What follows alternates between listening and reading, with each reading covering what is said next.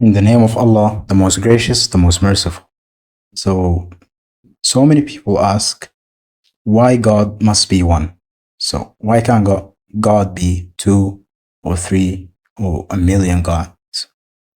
From the arguments we've already discussed for the existence of God, many of them have shown that God must be one. However, I would like to present several more arguments to further reinforce this truth and demonstrate that God's oneness is not only true, but also the most rational and logically sound conclusion. The first proof we're going to discuss, I call it the proof by distinction. So God is one in His being. That is, only one necessary being can exist.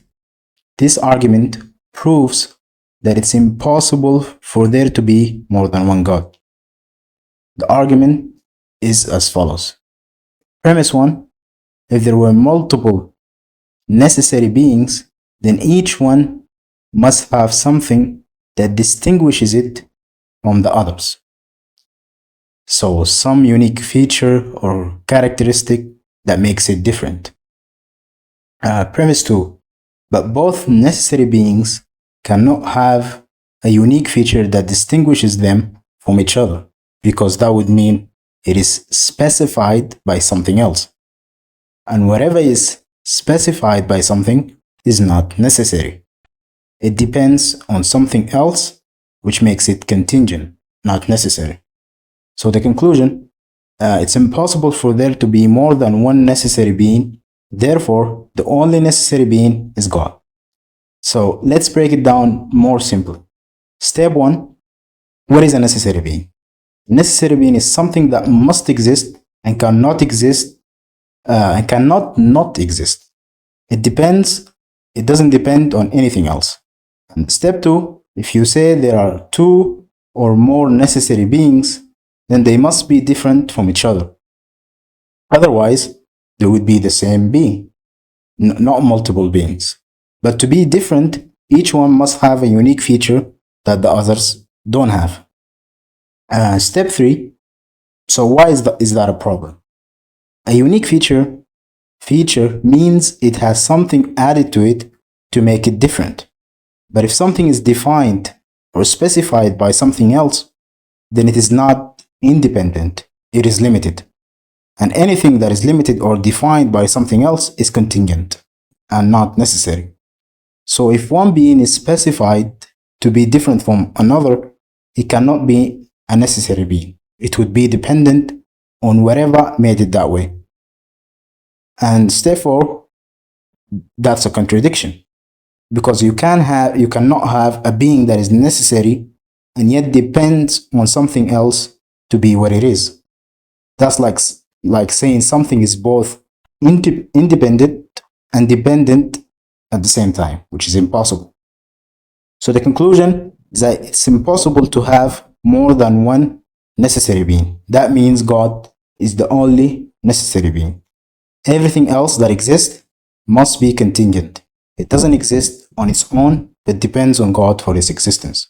So that's the first proof. The second proof, I call it the proof from conflict of wills. So if we assume the existence of two or more gods, more than two, it would lead to an unsolvable contradiction, proving that God can only be one. So let me break it down step by step. So we have an hypothesis, the existence of two gods. Let's suppose there are two gods, God A and God B. Each must be all powerful, otherwise they wouldn't be perfect deities. And that's the definition of God we're going with.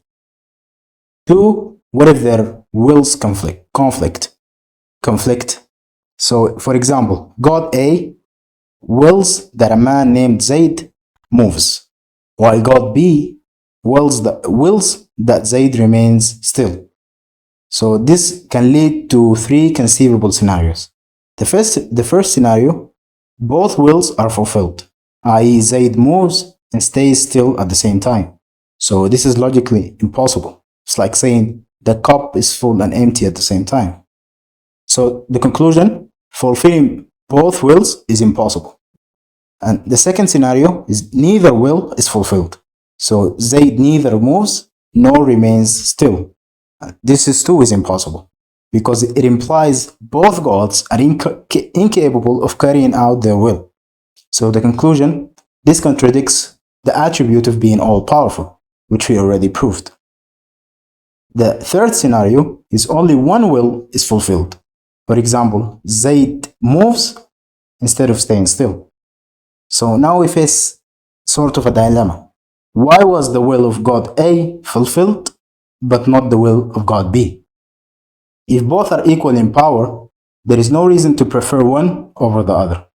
If one will prevails, the other is powerless, and powerlessness is imperfection, unbefitting of a true God. So why is this a strong argument? Because the idea of multiple gods leads to either logical contradiction, like motion and stillness at the same time, in the example of Zayd moving, powerlessness, or the lack of power of one God, which negates divinity, or an arbitrary preference without reason, which implies imperfection of will. So a simple analogy, imagine two managers in a company, each given opposing commands to the same employee. Manager A says, finish the project today. Manager B says, do not finish it today. Then either the employee finishes and doesn't finish at the same time, which is impossible, nothing happens at all, both managers are ineffective, and or three, or the employee obeys one of them without justification. So what happened to the authority of the other manager? The conclusion we can draw from this is that there is no logical way out of this dilemma unless we accept that there is only one God. Because one God, he doesn't need anyone else to complete him, no one else to oppose his will. His power is absolute and unrestricted. And this logical conclusion is perfectly aligns with the verse of the Quran. Had there been within the heavens and the earth gods besides Allah, they both would have been ruined. Surah Al-Anbiya, verse 22. This was the second proof. The third proof I call the proof from the unity of the natural world. So the unity of the natural world points clearly to the unity of its creator. When we observe the universe, we see that it operates as a single interconnected system. Every part of it depends or is related to other parts, whether through shared laws, mutual dependence, or common substance. So the same law of gravity that causes a stone to fall also governs the orbit of the moon. The same principles of motion and attraction that apply not only to Earth, but to all of the planets revolving around the sun, this kind of consistent and universal order cannot be the result of multiple independent creators working separately. It reflects the work of a single will. So even when we narrow our focus to the Earth, the case becomes even more obvious. As we explore new lands, we may find different species of plants or animals, but they always exist within the same system of natural laws. The new forms of life we discover never operate by totally foreign laws to us, nor do they exist in isolation from what we already know.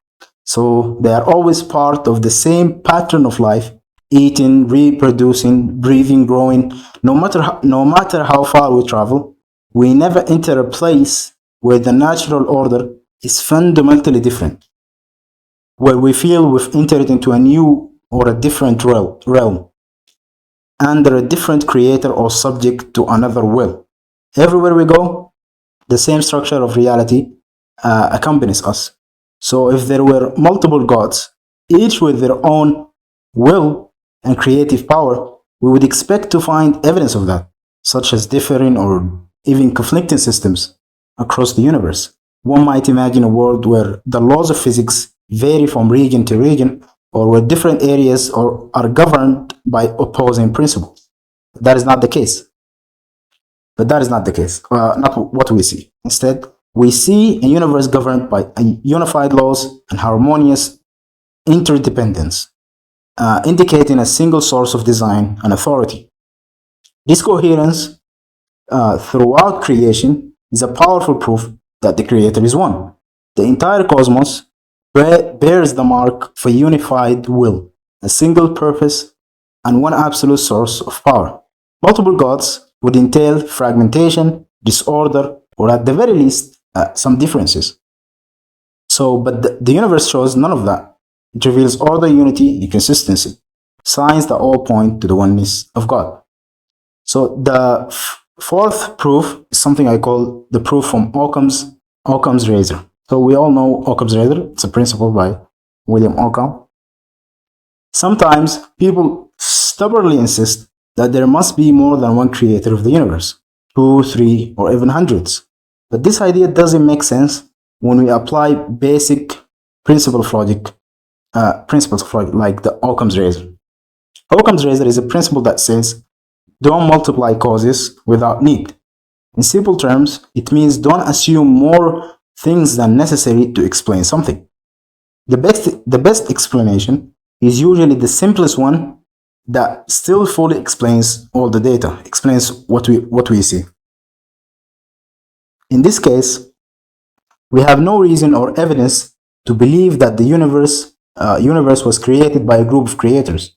There is nothing in the universe that suggests a team of gods was needed. So the simplest and most complete explanation is that one all-powerful creator made it. Saying that two or more all-powerful creators did it does not make the explanation any better, because in fact, it makes it worse, because it adds more questions than it answers. For example, how do multiple creators exist alongside each other? What happens if they disagree? How do their wills interact or clash? So these are serious problems that don't exist if you just say there is one all-powerful creator. So using Occam's razor, we can confidently say that the idea of one creator makes the more sense, is simpler, and explains everything just as well without unnecessary complications. The fifth proof, I call the proof from Revelation. Obviously, you get to know the reason. Another simple way to show that God is one is by looking at Revelation.